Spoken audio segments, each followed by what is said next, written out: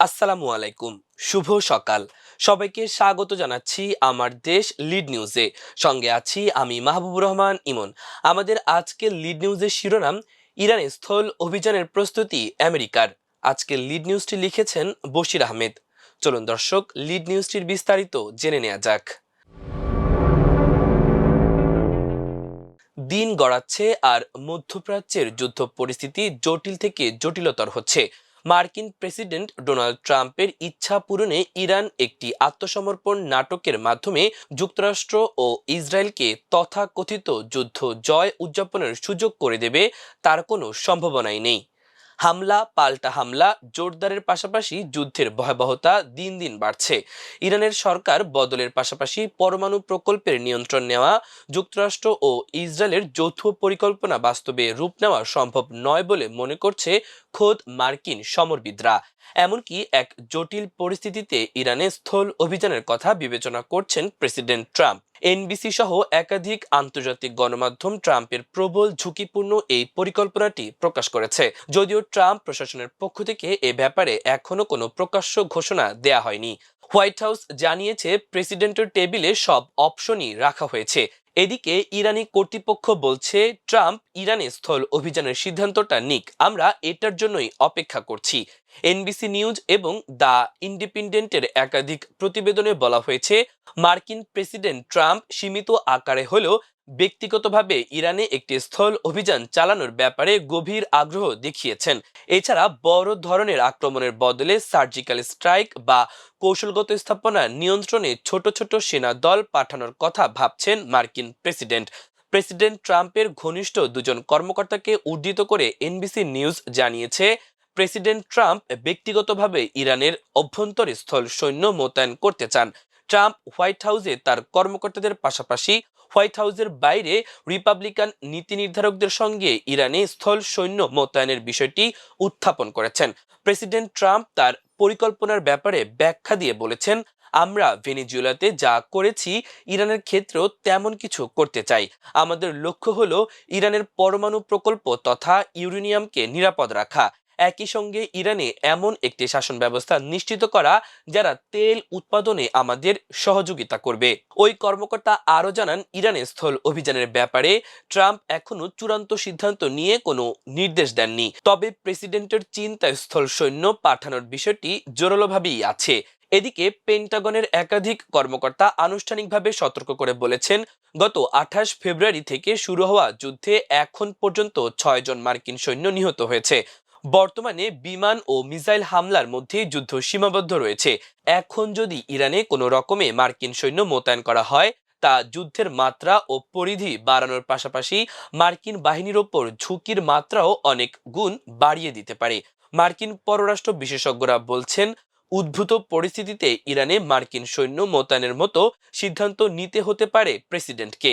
আমাদের সামনে যদি এমন লক্ষ্যবস্তু থাকে যা একেবারে ধ্বংস বা হ্রাস করার প্রয়োজন হয়, সেক্ষেত্রে আপনাকে স্থল অভিযানের মতো সিদ্ধান্ত নিতে হতেই পারে। ওয়াশিংটন ভিত্তিক থিঙ্ক ট্যাঙ্কস হাডসন ইনস্টিটিউটের সিনিয়র ফেলো জোয়েল রেভার্ন বলেছেন, পরিস্থিতি এমন হতে পারে যে আপনি আপনার লক্ষ্যবস্তুতে আক্রমণ করবেন, এরপর অভিযান শেষ করে আপনি আবার বেরিয়ে যাবেন। তবে এই ধরনের পদক্ষেপ নিশ্চিতভাবেই ঝুঁকিপূর্ণ। তিনি বলেন, ঠিক এই মুহূর্তে স্থল অভিযানের প্রয়োজন হয়ে পড়েছে তা আমি মনে করি না। ফাউন্ডেশন ফর ডিফেন্স অব ডেমোক্রেসিসের ইরান প্রোগ্রামের সিনিয়র পরিচালক বেহনাম বেন তালেবুল বলেছেন, ইরানি শাসন ব্যবস্থার পতনের ক্ষেত্রে ভেনেজুয়েলা মডেল কার্যকর করার ক্ষেত্রে বড় ধরনের চ্যালেঞ্জ রয়েছে, কারণ এখানে সরকার বদলের পাশাপাশি গুরুত্বপূর্ণ পরমাণু ইস্যুটি যুক্ত রয়েছে। আপনি নিশ্চয়ই চাইবেন না ইরান একটি ব্যর্থ রাষ্ট্রের পারমাণবিক বাজারে পরিণত হোক। ওয়াশিংটন ভিত্তিক অন্যতম প্রধান থিঙ্ক ট্যাঙ্ক আটলান্টিক কাউন্সিলের ইরান স্ট্র্যাটেজি প্রজেক্টের সিনিয়র ফেলো ও পরিচালক নেট সোয়ানসন বলেছেন, ইরান যদি মনে করে তারা যুদ্ধে জয়লাভ করতে পারে, তখন মার্কিন যুক্তরাষ্ট্রকে তার সামরিক বিকল্পগুলো পুনর্বিবেচনা করতে হবে। এই ধরনের পরিস্থিতি মার্কিন প্রেসিডেন্টকে ইরানের স্থল বাহিনী মোতায়েন করতে বা ইরানি শাসন ব্যবস্থার বিরোধীদের অস্ত্র সহায়তা দিতে নিশ্চিতভাবে উৎসাহিত করবে। তিনি আরো বলেন, আমার জানামতে প্রেসিডেন্ট ট্রাম্প ইরানে বিরোধীদের অস্ত্র দেওয়ার কথা সক্রিয়ভাবে বিবেচনা করছেন। সম্প্রতি ইরান বিরোধী 6টি কুর্দি গোষ্ঠী একটি রাজনৈতিক জোট গঠন করেছে। এই জোটের প্রধান উদ্দেশ্য ইরানের শাসক গোষ্ঠীর পতন ঘটানো। এই রাজনৈতিক জোটে রয়েছে Kurdistan Freedom Party, Kurdistan Democratic Party of Iran, Kurdistan Free Line Party, Kurdistan Struggle Organisation of Iran, Kurdistan শ্রমিক সংগঠন কামালা এবং Komala Party of Iranian Kurdistan. এই গোষ্ঠীগুলোর নেতারা বিবিসিকে বলেছেন তাদের পরিকল্পনা হলো সীমান্ত পার হয়ে ইরানের অভ্যন্তরে প্রবেশ করা। তারা বলেন, আমাদের ইরানের অভ্যন্তরে প্রবেশের পরিকল্পনা নতুন নয়, বরং দশকের পর দশক ধরে আমরা প্রস্তুতি নিয়েছি। আমরা এখন ইরানের অভ্যন্তরে যেতে চাই। আমাদের যোদ্ধারা প্রস্তুত রয়েছে, তবে এখন পর্যন্ত আমাদের যোদ্ধারা অগ্রসর হয়নি।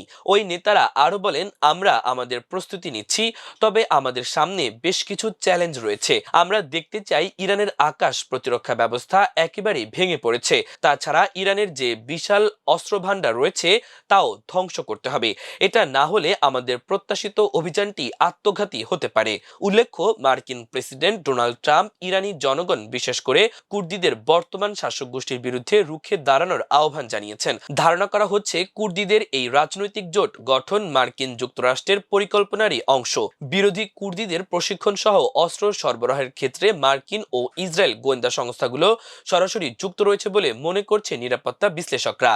এদিকে মার্কিন গোয়েন্দা সংস্থাগুলো সতর্ক করে তাদের এক গোপন প্রতিবেদনে বলেছে, ইরানের ওপর যুক্তরাষ্ট্র বড় ধরনের আক্রমণ করলেও দেশটির শক্তিশালী সামরিক বাহিনী ও ইসলামী শাসন ব্যবস্থাকে উৎখাত করা সম্ভব নাও হতে পারে।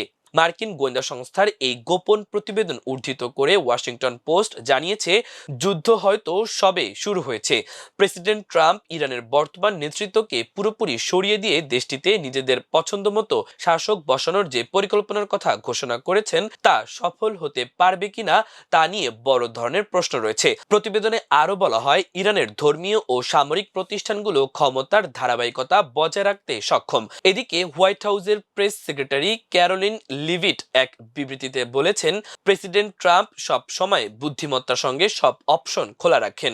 ইরানে মার্কিন স্থলসেনা মোতায়েনের একটি বিকল্প, যা প্রেসিডেন্টের টেবিলে রয়েছে, যদিও এটা এখনো পর্যন্ত অভিযানের মূল পরিকল্পনার অংশ নয়।